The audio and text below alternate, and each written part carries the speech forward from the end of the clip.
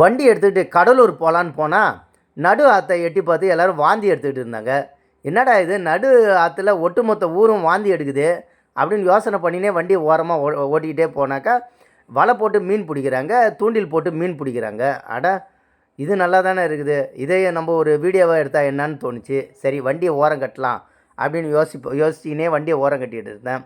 மீன் பிடிக்கிறதுக்கு ஒரு கூட்டம், அதை வாங்கிறதுக்கு ஒரு கூட்டம், வெட்டிக்கு அதை பேசுகிறதுக்கு ஒரு கூட்டம், அரட்டை அடிக்கிறதுக்கு ஒரு கூட்டம், இப்படி கூட்டமாக நிற்கிறாங்க. என்ன பண்ணுறதுனே தெரியல.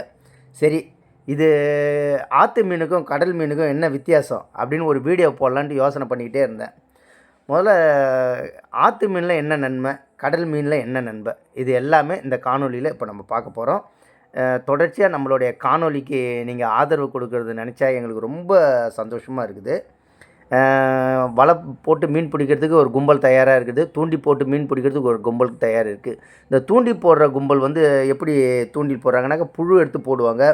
அப்படி இல்லாட்டினாக்கா கோதுமை மாவும் முட்டையும் நல்லா காய வச்சு அதை போட்டு தூண்டில் போட்டு மீன் பிடிச்சாக்கா தூண்டிலில் வந்து நிறைய மீன் விழும். நம்ம வீடியோ பார்க்கறதுக்கு முன்னாடி லைக் பண்ணுங்கள், ஷேர் பண்ணுங்கள், கமெண்ட் பண்ணுங்கள், சப்ஸ்கிரைப் பண்ணுங்கள். மெயினாக அந்த பெல் பட்டனை கொஞ்சம் தட்டி விடுங்க. அப்போ தான் நான் போடுற வீடியோலாம் உங்களுக்கு வந்து சேரும். நீங்கள் கொடுக்குற ஆதரவுனால மேலும் மேலும் மகிழ்ச்சியாக இன்னும் நான் பல வீடியோக்கள் போடுவோம். அனைவருக்கும் வணக்கம். நான் உங்கள் அன்பு தமிழன் ஆரா. இப்போ நம்ம எந்த இடத்துல இருக்கோம்னா கடலூர் மாவட்ட ஆட்சியர் அலுவலகம் எதிரே அமைந்துள்ள அந்த ஆத்தங்கரையில இருந்து தான் பேசுகிறோம். இங்கே என்ன சிறப்புனா சிலவங்க வந்து மீன் பிடிச்சி வித்துக்கிட்டு இருக்கிறாங்க. ஆற்று மீனுக்கும் கடல் மீனுக்கும் உள்ள வித்தியாசம், இந்த ஆற்று ஆறு குளம் இதில் இருக்கிற மீன் எல்லாம் வந்து பூச்சி புழுக்களை சாப்பிட்டு வந்து வாழறது. ஆனால் கடலில் இருக்கிற மீன்கள் முழுவதும் வந்து இந்த பாசி, இது மாதிரியான அந்த பாசி படிகளை மட்டும்தான் சாப்பிட்டுட்டு வந்து வாழுது. கடல் மீனுக்கும் ஆற்று மீனுக்கும் நிறைய வித்தியாசங்கள் இருக்கு. ஆற்று மீனில் வந்து சுவையும் அதிகமாக இருக்கும். அதனால இங்கே ஆற்று மீனை வந்து சிலவங்க பிடிக்கிறாங்க. மழை காலம் முடிஞ்சதுனாவே ஆற்றுல வந்து தண்ணி நிறைய வர ஆரம்பிக்கும். அப்போ வந்து நிறைய வகை மீன்கள் வந்து கடலில் கலக்கிறதுக்காக வரும். அதில் வந்து இந்த மாதிரி தூண்டில் போட்டோ வலை போட்டோ ஒவ்வொரு ஊர்லேயும் வந்து பிடிக்கிறது வழக்கம். ஆனால் ஆற்று மீனை விட வந்து கடல் மீன் தான் வந்து உடம்புக்கு நல்லது. எப்படின்னு கேட்டிங்கன்னா, கடல் மீன் வந்து கடல் பாசி, கடல் தாவரம் இதெல்லாம் வந்து சாப்பிட்டு வளரக்கூடிய தன்மை வந்து கடல் மீனுக்கு. ஆனால் ஆற்று மீனும் குளத்து மீனும் ஆற்றுல இருக்கிற பூச்சி புழு இது மாதிரியான இதை தான் வந்து சாப்பிட்டுட்டு வாழும். கடல் மீனுக்கு வந்து கொழுப்பு அமிலம் வந்து அதிகமாக இருக்கும். ஒமேகா 3 ஒமேகா 6 போன்ற கொழுப்பு அமிலம் வந்து கடலில் இருக்கிறதுனால கடல் மீனுக்கு வந்து கொழுப்பு அமிலம் வந்து அதிகம் உண்டு. இறைச்சி வகையை எடுத்துக்கிட்டாக்கா மீனில் வந்து கொழுப்பு தன்மை வந்து இல்லாதது. அதே மாதிரி புரதச்சத்துக்கள் வந்து 2 மீன்லையுமே வந்து அதிகமாக இருக்குது.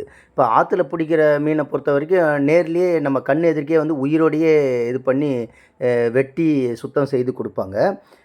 கடல் மீன் அப்படி இல்லை, எப்போயோ பிடிப்பாங்க, இங்கேருந்து எடுத்து ஐஸில் வச்சு நமக்கு கொடுப்பாங்க. ஆனால் அதில் தான் வந்து சத்து, அதாவது இந்த ஒமேகா 3 ஒமேகா 6 என்ற அந்த கொழுப்பு அமிலம் வந்து கடல் மீனில் வந்து அதிகமாக இருக்குது. ஆற்று மீன் வந்து இதில் வந்து புரதச்சத்து வந்து இந்த கெண்டை மீன், ஜிலேபி மீன், இந்த குறவை இதெல்லாம் வந்து புரதச்சத்து வந்து அதிகமாக இருக்குது. ஆற்று மீனை பொறுத்த வரைக்கும் உடனே வந்து கையில் எடுத்து அதை வந்து சுத்தம் செய்து உடனே கொடுப்பாங்க. இது வரைக்கும் பாருங்கள், ஜிலேபி உயிரோடு அது தொடிக்குது பாருங்கள் உயிரோடு.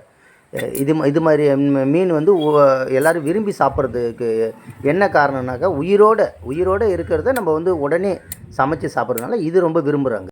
இந்த வகையான மீனை வந்து மக்கள் விரும்பி சாப்பிட்றதுக்கு பிடிக்கிறாங்க. உடனே பிடிச்சி உடனே அது வந்து உயிரோடு இருக்கும்போதே வந்து அதை சுத்தம் செய்து சாப்பிட்றதுனால தான் வந்து ஜனங்க வந்து இதை விரும்பி சாப்பிட்றாங்க. அதை விட முக்கியம் என்னென்னா, இது வந்து தினசரி கிடைக்கக்கூடிய பொருள் கிடையாது. இது வந்து ஆற்றுல வந்து தண்ணி வெள்ளம் ஆறு நீர் வந்து அதிகமாக போச்சுனாக்கா இந்த மாதிரியான மீன்கள் வந்து வெளியில் வரும். அப்போ வந்து இது மாதிரி வலை போட்டோ தூண்டில் போட்டோ வந்து பிடிக்கிறது இவங்க வழக்கம். அதை விட முக்கியம் என்னென்னா, நம்ம தமிழ்நாடு அரசு வந்து மீன் வளர்ப்புக்குன்னு தனியான வாரியம் வச்சு மீன் வளர்க்குறவங்களை வந்து ஊக்குவிக்கிறாங்க. இந்த குளத்துலையோ இல்லை தொட்டி மாதிரி செய்தோ வந்து மீன் பிடிக்கிறவங்கள வந்து ஊக்குவிக்கிறாங்க.